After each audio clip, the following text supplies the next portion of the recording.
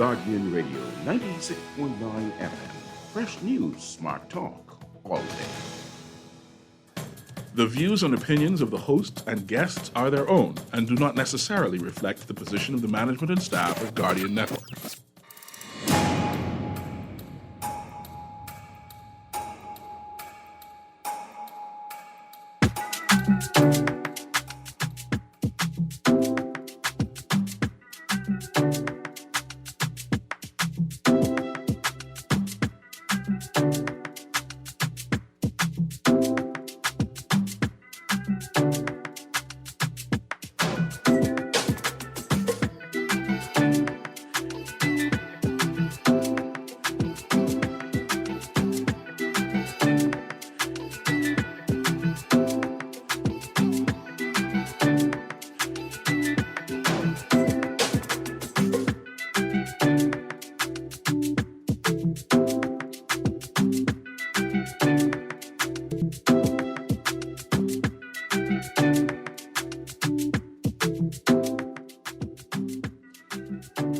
Good yawning this morning and welcome to On the Clock with Erin Greene on this Monday, the 25th of October, 2021. Thank you for staying tuned to Guardian Radio 96.9 FM, your station for fresh news, smart talk, all day. We got to start the show with a happy birthday. I cannot, even though, let me just say this right off the top, without a promise of cake and gift, I cannot let this day pass without saying happy birthday to two very, very special people in my life. Well, on October the 22nd, my great aunt, now when I say great aunt, I don't mean like great like my grandmother's sister. I mean like my great aunt, like what an amazing woman this is. Ona Bailey celebrated her 83rd birthday. 83rd. And she tell me to tell you that if you did win that thing, or if you win that thing, remember, you must stop at the church first and then come see her, because we got plenty of things to do with all this good love and good luck. Happy birthday to my auntie, Ona Mitchell Powell Bailey. Also, I have to say happy birthday to my nephew, Aiden Lambert, who just turned 18. And what he didn't know is when he turned 18, he signed a contract to come pick me up every Sunday and take me to church and take me gallivanting with my friends afterwards. He don't know it yet, but the next time he come to the Bahamas, he gonna be on duty. I want to say happy birthday to my beautiful nephew, Aiden Lambert. I also want to say congratulations to my niece, Shantae Alexis Greene, who just had a beautiful baby girl. Oh my goodness. Oh my goodness. A wonderful time in the Mitchell and Greene family. And I hope you all are having wonderful times like this as well. Thank you, producer. Thank you. And thank you to Puzzle. What a song, eh? I love that. Even when it ain't my birthday, I playing that song. Thank you, producer. Well, today is a What's in the News Monday. If you want to join the conversation, you could text us on the Guardian Radio text line. That's 422-GR96. It's 422-4796, powered by BTC. Standard text rates apply. Or you can call us at 323-6232. It's 325-4316 or 325-4259. There's lots of stuff in the news today, but I want to start the show with this quote by a Trinidadian advocate, social justice, and community activist who worked tirelessly to turn around the lives of youth in the country. His name was Hal Greaves, and he headed this project called Reason, Resolve, Enmity, Articulate Solutions, Organized Neighborhoods. And he's talking about this community in Trinidad called Laventille. And, quote, because the beginning of Laventille is complex, we keep trying to frame it in a modern political context. Laventille is older than the political parties. Laventille is so rich and so attached to who we are that not understanding Laventille means that you will not understand who you are as a Trinbagonian. And it also means you cannot solve the problems because You do not know where they begin. We keep starting from the wrong place, so we never get to the end because we did not start at the beginning. That's Hal Greaves. And I want us, we could replace the name Laventille with a number of communities in this town. Bain and Grantstown, Engliston, right? Cat Island. What an interesting point. And so much news in the paper today. I got a text here that says, Ms. Greene, we don't need no foreigners looking to be agriculture director. Bahamians are capable. In fact, Doc could handle it. That seems very interesting story. I got to look into that. Because I don't have a problem with a foreigner participating. I don't have a problem with a foreigner being a consultant. I don't have a problem with a foreigner helping us build our local capacity. I don't have a problem with a foreigner like sort of being here permanently working in this space. I don't have a problem with it, but it should not, that foreigner's presence should not adversely or negatively affect, right, like any Bahamian or the agriculture industry. That's an interesting text. Thanks for that, because guess what is in the news this weekend that I just thought was fabulous. Fabulous. This weekend, First Lady Anne Marie Davis planted several fruit trees at BNT's Fox Hill Fruit Tree Forest. Now, let me just say this. I did not know that BNT and Fox Hill partnered and they have a fruit tree forest. Listen, this is my dream for a fruit and food forest on one of our family islands, mainly as a local staple, but secondarily as a tourism product. And this is a quote from Eric Carey, so honored to host First Lady Anne Marie Davis as she planted several fruit trees at BNT's Fox Hill Fruit Tree Forest. I was very excited to hear Mrs. Davis express her passion for planting trees that feed, one of her planned focus programs through the Office of the Spouse.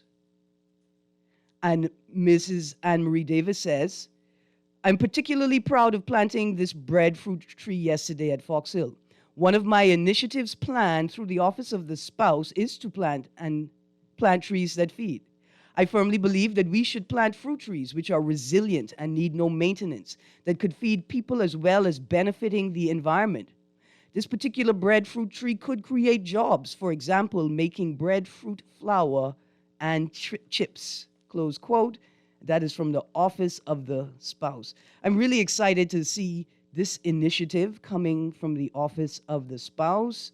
I, as an advocate, realized that to push an initiative into the forefront, you really have to focus on it. You have to prioritize it and show your audience how important that issue is to you. And to see the Office of the Spouse take up an issue means that the issue not only deserves attention, but will get the attention that it needs. And this is fascinating. Later in the week, I am going to have a guest on as our vegetable season, our winter production season starts picking up. It is planting time. If you don't have seeds in the ground yet, you slunk in, you're wasting time. The weather has changed quickly on us. I know people were concerned about the heat, but as you can see, the weather has turned, and it is time to start planting. See, I got another text here.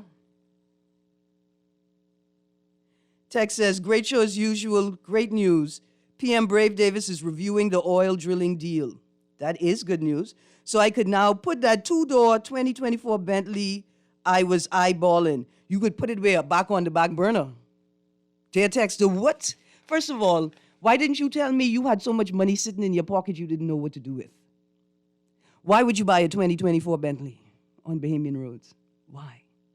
Why? It makes no sense. In fact, I come in close to figuring out how can I sue the Ministry of Works, the government, not just for irreparable damage to my vehicle See, because I figure if I have to get it licensed to drive on your road, then you're going to guarantee me a standard of road that is guaranteed to not destroy or wear down my car faster than the manufacturer suggests, right? But it's more than that, because my car is just a thing. It's just a thing. And if my government understood the importance of investing in public transportation, I wouldn't need a car, But it's like some of the basic things we can't get under control.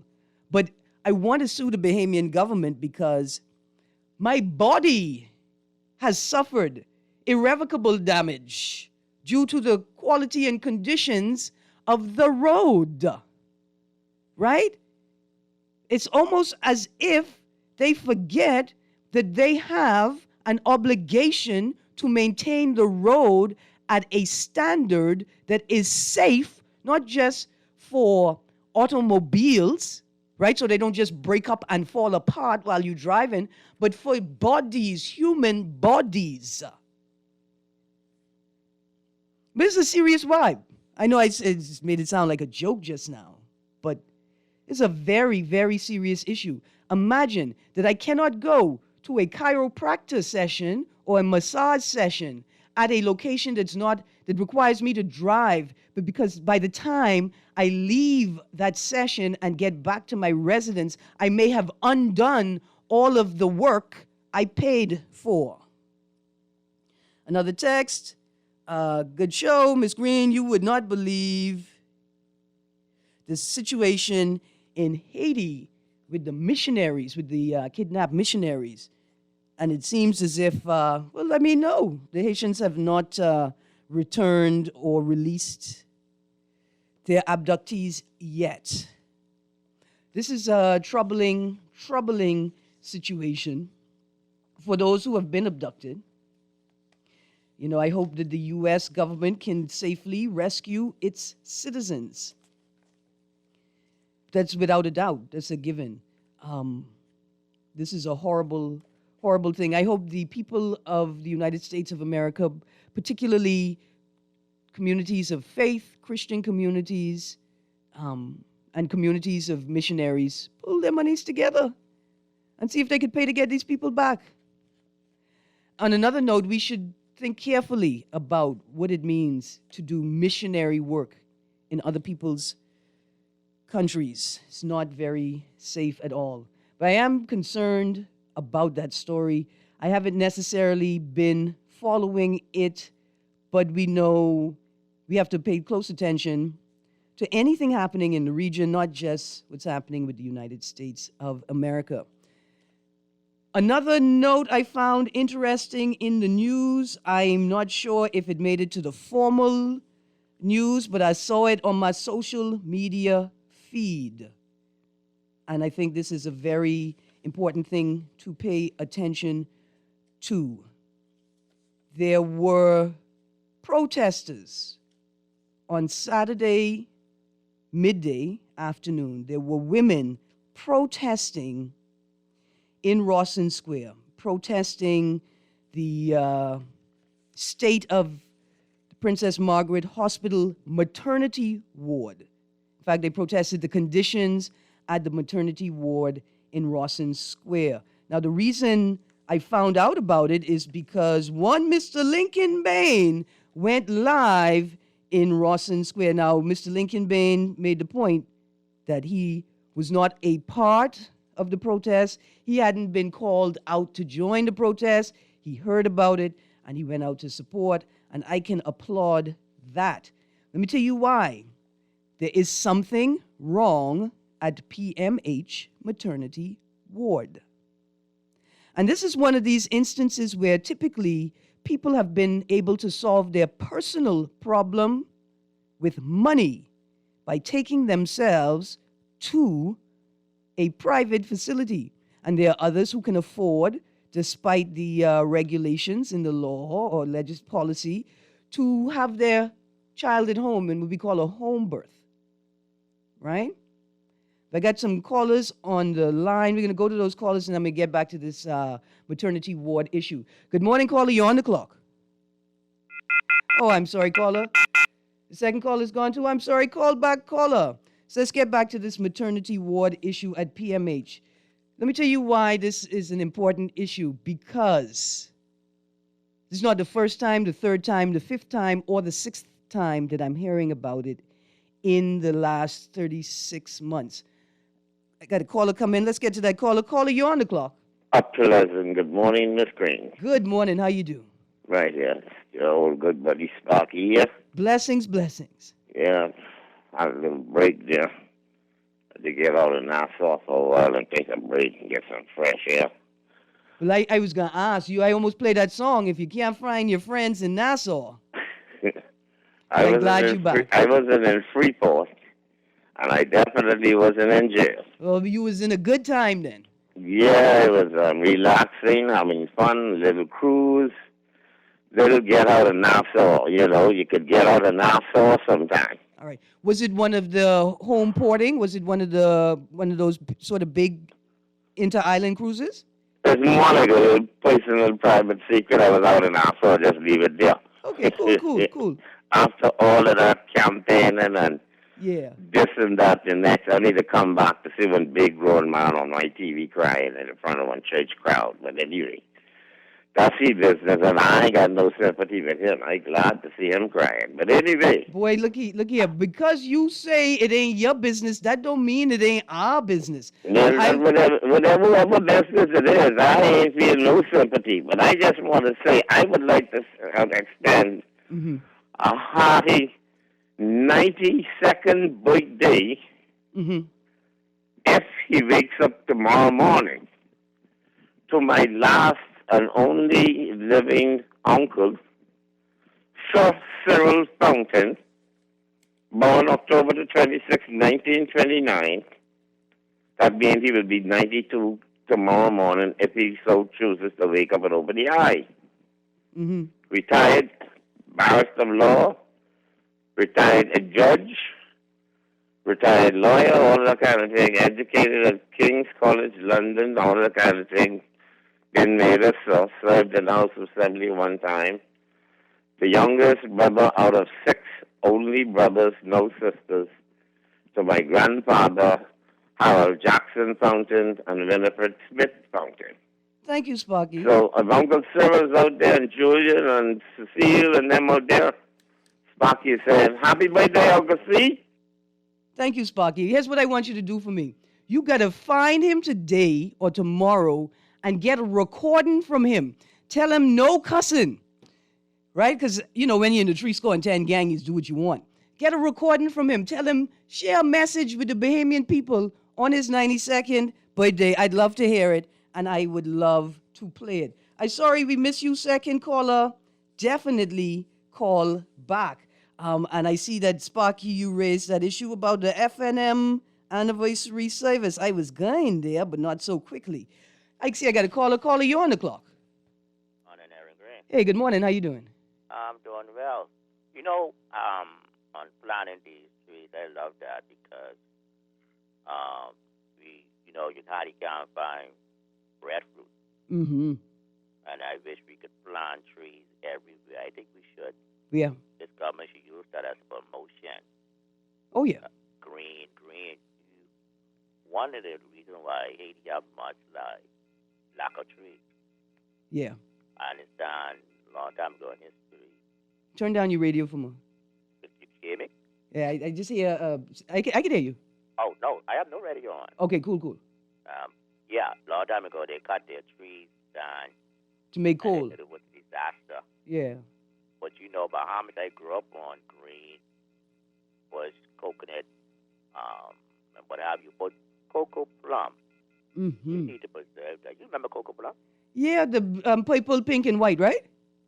Yeah, where can you, purple, pink, white, where can you find that new Providence? I could tell you right now, and then I gotta go, because it's a secret. Before you go, right? Yeah. I'm trying to, we might bring that up. We need to preserve that. Our generation never tastes cocoa plum. Your generation? No, not my generation. You mean the generation now? Yeah. You probably never taste cocoa plum. Boy, look here. If you don't come off my radio, let me show you something. The great Bernard Greene used to pick up all his niece and nephew and put them in the back of the Cadillac and take us out west to go pick Yeah. Coco Plum. About the west. By the airport and Yeah, then move yeah, in further yeah. west. Yeah. And by where BC plant is. Yeah, Yeah. around that side. Well, you know the sweetest cocoa plum is in the farmyard of Andres. Well, I can tell you sweetest what, the deal. people in Mayaguana say that's a lie. Now, Well, I from Andres. I just, shot it there. And guess what? The sweetest daily I Yeah. taste was right on Marvin's Bluff. okay. Look here, I got to go. I got another All right. caller. But I got somebody coming on this week to continue this You IGRA. need that open line, man. Don't- Love the guest. I got you. Give the people some time. I got some open line this You week. love talking to you, know. I know I got some open line We this need week. all these guests, man. But listen, since you say that, let me get to this next caller, then I got Okay, one have a good story. day. Good morning, caller. You on the clock? Good morning, caller. Morning, Erin. How you doing this morning? I am good, thank you. How you do? How was the weekend? It was splendiferous. My and owner had Sunday dinner, and let me tell you something about these Mitchells. I sent some food, you know. I sent plenty. I sent a little bit of food. And then not one Mitchell sent me any food back. No, don't worry about it. At least you had something. You know, some Yeah. people on Sunday didn't have anything. So let's just thank God for the persons who had, and call it a day. How you know do it? Thank you so much. Great. Blessings. Hey, Erin, you ever watch Crocodile Dundee? Yeah. I watched that movie about 400 times. All right, you know about Crocodile Tears, right? Yeah. All right, man, come on, man. How could you actually perform a script like that? I don't know if it was premeditated or just something that the former prime minister decided to do when he was giving his farewell speech, I guess. But you know what's so funny is that what about every day that when Erin Greene for years you were on a talk show and the coconut boys was crying, the persons who's going to the water pumps was crying, the persons who's getting pulled over was crying. What about their tears? Did their tears go in vain? Yeah. But now all of a sudden now you can find the most great speech telling people you're sorry. Listen, let me say something to you, Ms. Greene, and let's take the politics out of it. Yeah. All right, for a second. The pain, the sufferation that being afflicted on the average poor person in this country for the 4 years and something that Mr. Minister, with the greatest respect, was the Prime Minister. That's pain for years and years and years and years to come. That's for children, grandchildren, and great-grandchildren to feel. Thank you. Because how this country is right now, and you know when you're on the outside looking in, but when you're on the inside and you can get the relevant factual information, we're in a terrible state, Ms. Greene, and I want people to understand. You're talking about the hospital. The hospital is in a deplorable state, but because of people's financial situation, they can't afford to go to a private doctor. But, you know, it's hard, Ms. Greene. It's hard to bring back this country. Thank you, Do It. Right now. Thank you, Do It. All right, but, you know, keep up the good work and you know, Bahamian people, man. Practice self. In fact, I don't even know what to say. I can say it. Thank you, Do It. I got it.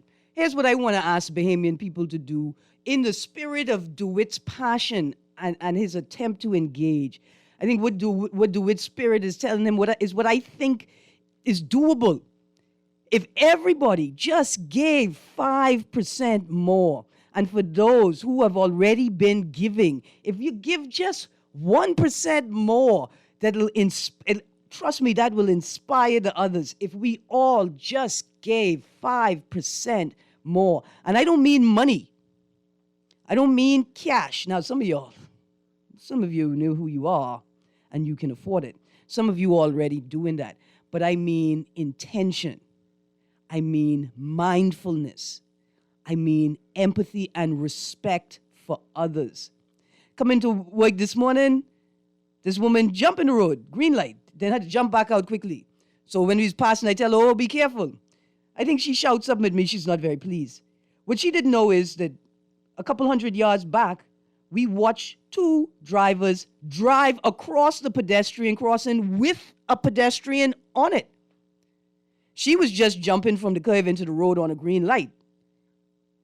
Right? If we just give 5% more, even if somebody is admonishing us or giving us a word in the road, we may find out, if we gave 1% more attention, we may find out they're actually saying something to save our lives. And to them, two by them who drove across the pedestrian crossing right by Charlotte Street. Yeah, we see you. Jesus saw you too, he's not pleased. The old man on the pedestrian crossing, that's an elder. Be better. Anyway, I see I got a caller on the line. I may have missed you just now. Well, give me 1 second. Yeah, let's go to that caller. Caller, you're on the clock.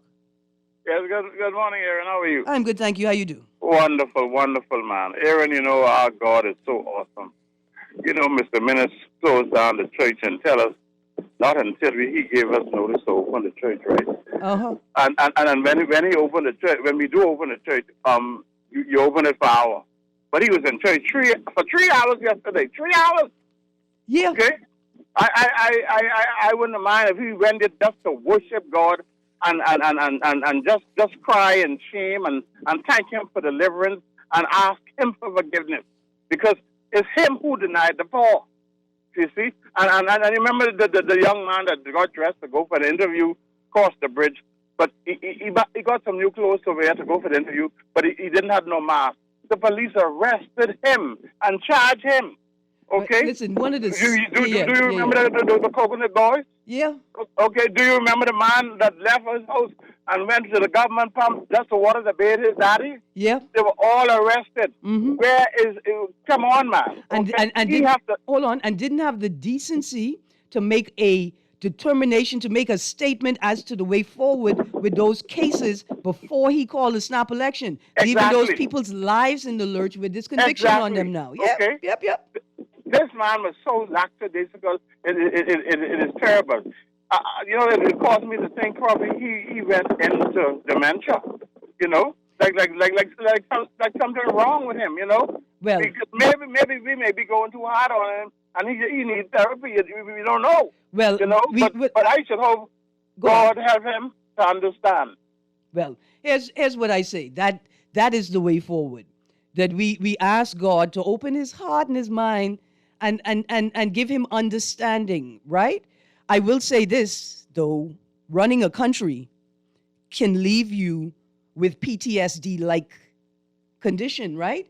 Even without the trauma of a Dorian and a COVID, a pandemic, right? So it is possible. And when we say that, we should understand the weight of the job that they hold. Listen, I got to go to this break. When we come back, I'm going to finish off that thought, and we're going to get to these texts. Stay tuned to Guardian Radio 96.9 FM. We'll be right back.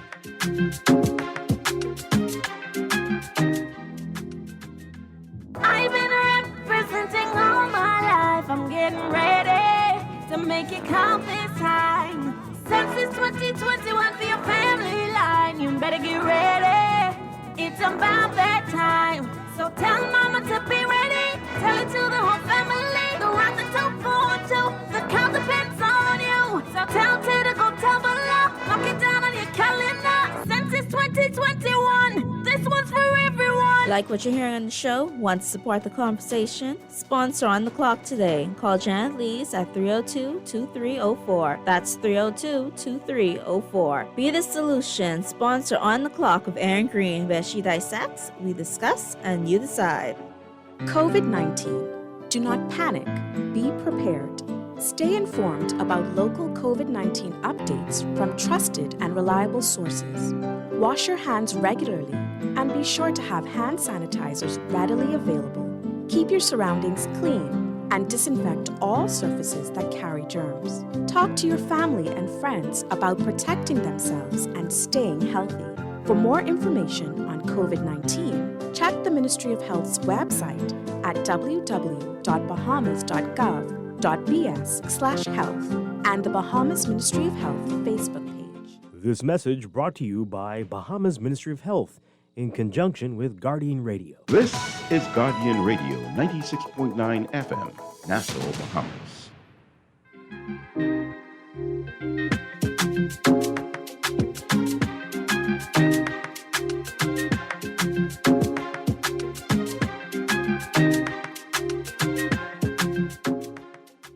Good morning. Welcome back to Guardian Radio 96.9 FM. It is Monday, the 25th of October, and you're on the clock with Erin Greene.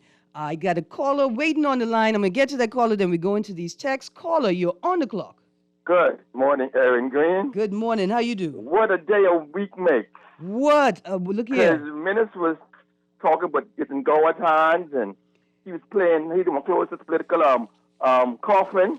Listen. But on Thursday, Papa, a.k.a. Dr. Frankenstein, said what he had to say. And your Papa made him, and Papa be there tell you it was over with him. Now listen, let me make hold on. Let me make this point. First of all, Papa couldn't have made him because the two of them had to come from the same garden of flowers. Somebody in the Bahamas have a garden of Hubert Alexander's. But They done give us a Chipman, they done give us an Ingram, and they done give us a Menace. It's somebody making them, but Ingram couldn't make Menace. You gone, caller? Sorry, caller. I need you all to know that Ingram couldn't make Menace. Somebody made Ingram and Menace because somebody is growing a garden of Hubert Alexander's. And first of all, I think at this point you need to get authorization from the Ministry of Agriculture, Marine Resources and Family Island Affairs before you could grow any more Hubert Alexander's. I think we need regulation in place for that because, it ain't that bad. One was a hack, one was a ham, and one was a ha-hi. But whoever that garden is, I got to get in touch with them. I want to grow something else. Caller, you on the clock. And Hey. Erin. Yeah. Now, I'm from that church, right? In '92, when Papa won that seat, they invited during the convention. They invited Penland and Ingram. The church gave Penland a standing ovation, and they booed Papa. Hold on, and say Papa that never again. come back there again. Hold on, say that again. In 1992. 92. Right. When Ingram won his PM. Right. During the church convention, they invited both of them at the same time. That church is known as the PLP's church. Right. They give Penny a standing ovation, and they really booed Papa. He ain't been back there since. But I think how things have changed. Now, it's the first time in the history of the church that church was used as a political event. They got clothed PLPs. Okay, so watch this. They normally go down the line. Man, caller, listen. I give the producer your number, man. Give your producer your number. Pardon? I said give the producer your number for me. I'll only text you. That's some political history I want to talk to you about before and talk to you about off air. All right. So I could have a better context when we get on air. Oh, okay. That church is a known PLP stalwart church, but I guess the new bishop changed things. Because I know that's my family church. Okay. They PLP straight to the core. All right. Thank you. Thank you. I gotta but, go. But money changed things. Yeah, well, I don't know about that, but listen. Money changed things. Got all these hype hoaxes. Thank you. I gotta go. Like my principal, don't buy don't play. Sorry, Carl. I gotta go. I got a bunch of texts here. Plus, listen. You just see. Here's what happens when you come on the radio. You say like 85 things wrapped up into one thing. And a lot of it is sort of facetious, and we can't really delve into it on the radio. I need to talk to you sort of off air so I could really get a sense of what you're saying and figure out how to make a more coherent dialogue, right, on the radio. Because that's fascinating when you tell me that this church that the FNM organized for Menace to have his retirement speech in is a PLP stalwart. That make me giggle all kinds of giggles, right? But more back onto a more serious note. I listened to parts of Menace's speech or presentation at that church service, and I was slightly offended. I'm not even an FNM. I don't even get to vote at the convention, and I was offended. And this idea. First of all, you did not apologize to the people of Abaco or the survivors of Dorian. You did not apologize to those who did not survive Dorian. You have not apologized for the treatment of the dead and the missing, for the treatment of those that have survived. I think we could just stick it right there. We could just stop with Dorian. That would be sufficient There's more to talk about, but that would be sufficient. And the people of Grand Bahama, I have not forgotten you. But you see that thing that happened in Abaco? The refusal of the state to acknowledge what happened?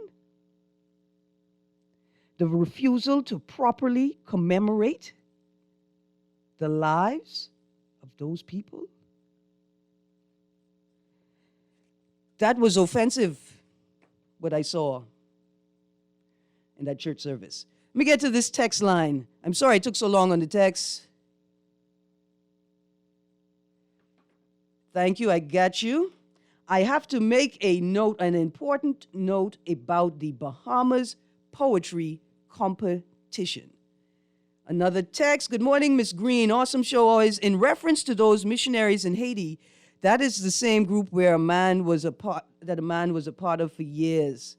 That group has allegations of child sex molestation attached to it, apparently. One of the members of the missionary group was charged and sentenced to prison in 2019. The church he attended knew about him confessing to the molestations and had to report it to the authorities. This is one reason why this group was kidnapped. It was found out that these acts may have occurred in Haiti also.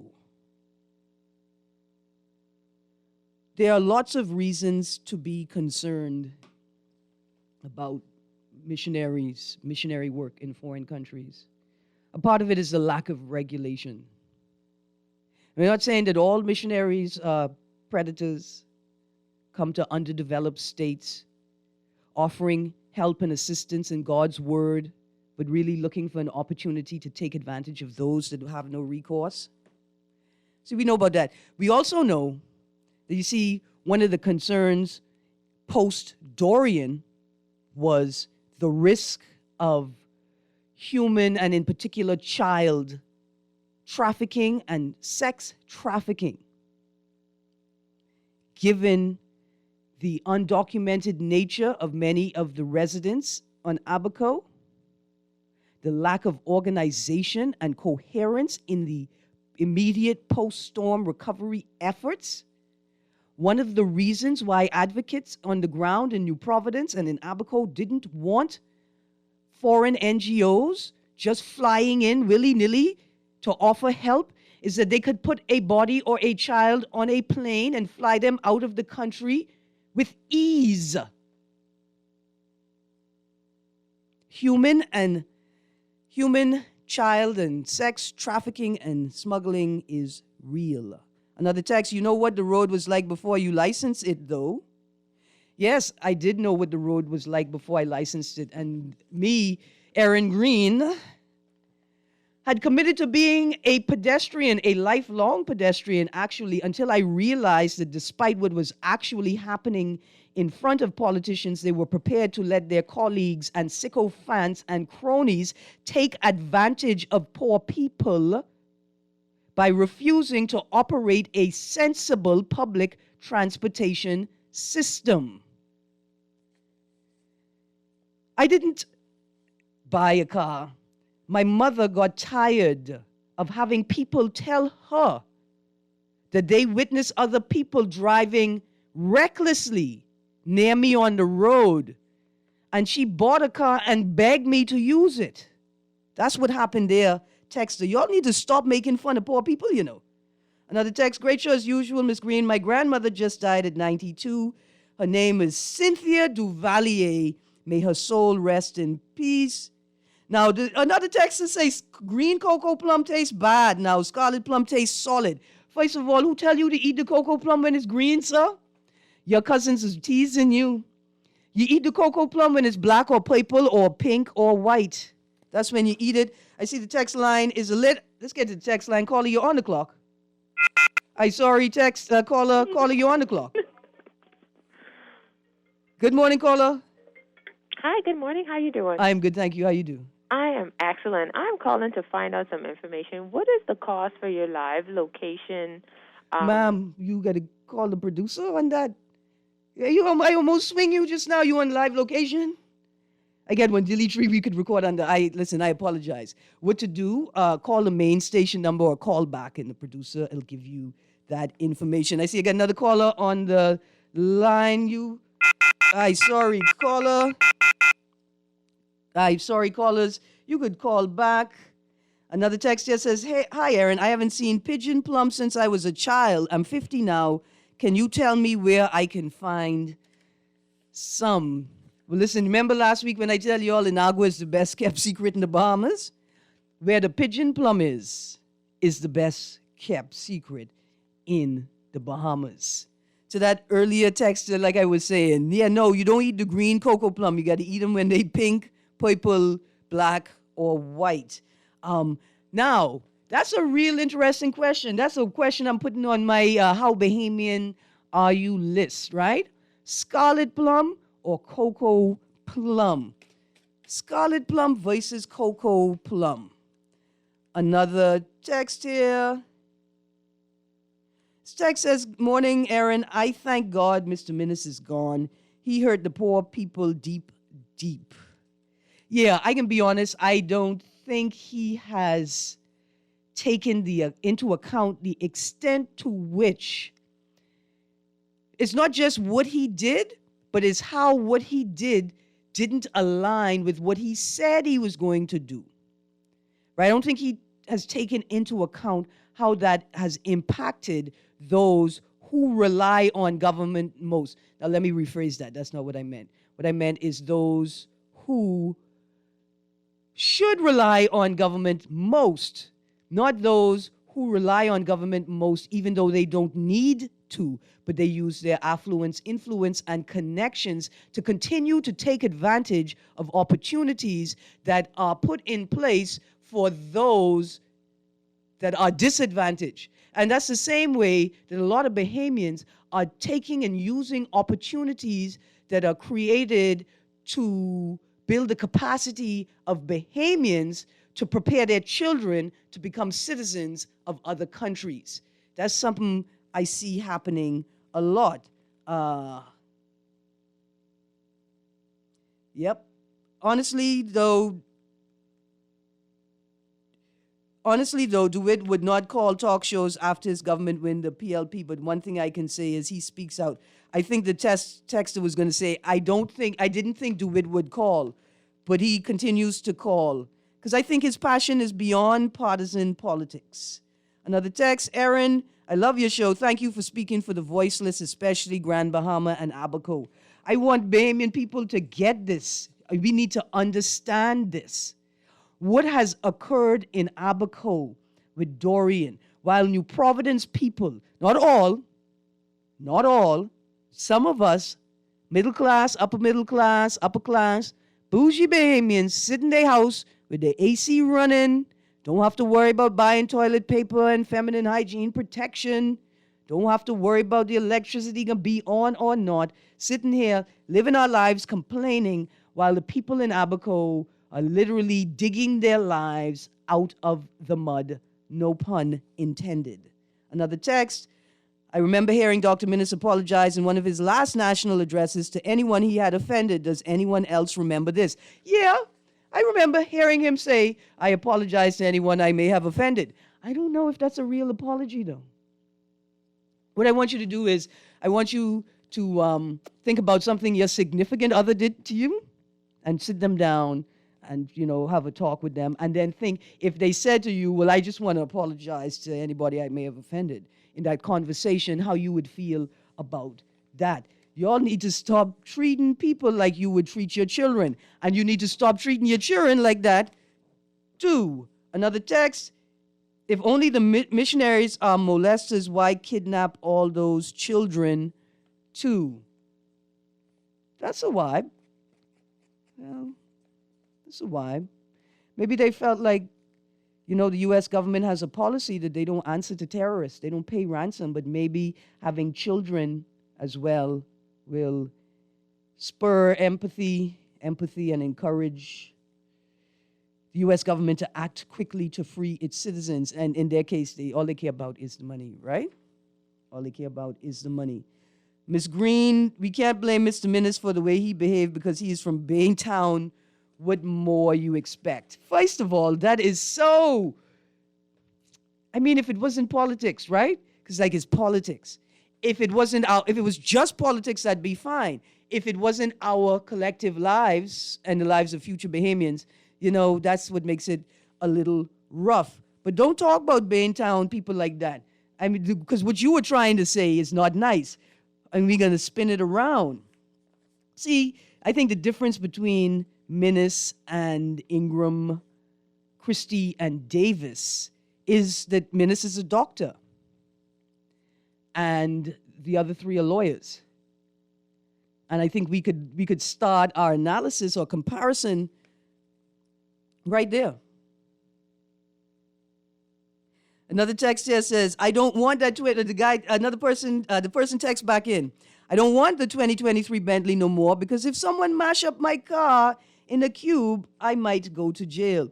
See, the reason I read that is because this is about decision making and forecasting and critical thinking, making good decisions. Why would you buy a Bentley or any high-end car to drive on the roads of New Providence knowing somebody is likely to hit it and attempt to drive away? And you're lucky if they attempt to drive away. My favorite part is when they hit your car and then they get out of your car and their car and they ask you what happened. You carrying on like somebody hit your car. That's a true story. That happened to me in real life in New Providence on East Street. That's what you got to worry about, right? And then what you got to worry about is imagine you buy a 2023 Bentley, somebody hit it, you go through the process of filing a police report, and after like 6 weeks of waiting for the police report, you go to the station to get the report, and it turns out that in the report, the person who hit the Bentley is actually written up as the person who drove the Bentley. Why are you going to... But listen, see, when you have a little bubbler, it was only hurt a little bit, but imagine if somebody did that to you with a Bentley. This is another true story. This actually happened to me. This actually happened to me. Somebody hit the car I was driving, and after 6 weeks of trying to get the report, a senior officer heard me in the station, called me upstairs to discover that whoever wrote the report accidentally or inadvertently, because we need to regain trust in the police force, had the person responsible for the accident driving the vehicle that I was driving. True story. So no, I'm going to say to everybody, especially y'all young people, don't let these old people juice up your head. Go buy you a bubbler. Buy you something that is easy to repair. Buy you something that you won't stress yourself out while you're waiting for the police report after somebody pull out a corner and cuss you, asking you why you upset. You could have stopped your car. That was almost a true story. Almost. Another text here. Cocoa plums to the world. Clearly he doesn't know how to eat cocoa plums. Child, Camperdown has plenty pigeon plums. So the person looking for pigeon plums, Camperdown has plenty pigeon plums, but here's the rule. You can't just walk in people's yard and eat their pigeon plum. If you were picking pigeon plum over the wall from outside of the yard, you first attempt to ask permission. If they have a dog or they don't answer when you beep your horn, all I could say is be respectful and polite because you eating other people's things. Let me tell you where you could find cocoa plum when they're in season. East Bay Street, running from the old bridge straight up to Poop Deck. There are pigeon plum bushes there. Also, you may not like education, but what you're going to do is you're going to go to the UB main campus, the side by the Harry Seymour Library, and you're going to beg the security team to let you in because you are on an agricultural fact-finding mission. And you're going to go check the cocoa plums in the hedges outside the Harry Seymour Library. This is important for you all UB students. Sorry, I old COB. One day I went onto the UB campus and I saw a security guard with his hand in a tree pulling the most beautiful looking plums out of this tree and just munching on them. and I saw a whole bunch of children sitting under the gazebos by those trees. And as I walked up to the tree, determined what the fruit is, and I note that it's edible, I asked the young children if they know about these. The children say no. And then they went back to their conversation about figuring out what they could afford to eat for lunch that day. I almost fell out. But did you know there are Damson Shropshire prunes on COB campus? Some people call them Java plum. If you know that plum, you know that it loves water, and so you know exactly where it is located on the campus. UB students, don't be hungry anymore. There is free food on the UB campus. Another text, Ms. Greene. Ms. Colby Davis. So you're saying that in the constituency that Mrs. Colby Davis represents, there's been no garbage pickup for 2 weeks in the corner opposite Johnson's Barber Shop. All right, so that's for her as an MP and for the Ministry of Health or Works team that is responsible for garbage pickup. Good morning, Ms. Greene. The former Prime Minister did not apologize for the Mullings Drive tragedy. Also, I did not hear any condolences coming from him. When asked by the reporter Gillian Gray about the matter, he pushed her hand out of the way and said, quote, I'm going for lunch, end of quote. Mr. Minnis, your apologies are one day too late. And calling a snap election suggests to me that apologies were not on your mind. Y'all Bahamians want blood from the man. Get over it, man. Apology is apology. I think not. Y'all make me sick. Really tell him go. No, I'm not even going to read that texter. That's something in your mind. And nobody texted the show and said that. That's what you thinking. That's your dirty politics. What we are saying is that an apology and some tears cannot absolve him of his obligation as leader of the country to the citizens that he led and begged them to elect him to lead. No. And the fact that they call a snap election with all these questions on the table that have been wiped off the table. Oh, there's still plenty to answer for. Last text, Erin, Papa intimidate Minutes so bad he knows it was time to stop playing games. Erin, that big jumper church was always non-political. But we know most of them was PLP. Bishop Alvin S. Moss took part in the Independent Clifford Park celebration in 73. Bishop Bennaby was Pindling's barber. Pindling was invited to speak every year at church convention. Ingram only being once in 92. He got a cold welcome. I appreciate that because Ingram had been a part of the PLP before that, eh? Anyway, I'm all out of time. We're going to continue this conversation tomorrow. You want that open line? Get your questions ready, but keep them short and succinct because we're going to have lots of people trying to call in and join the conversation. You've been on the clock with Erin Greene. Stay tuned to Guardian Radio 96.9 FM because Levon Miller and Unleash is up next. Have a great day, Bahamas.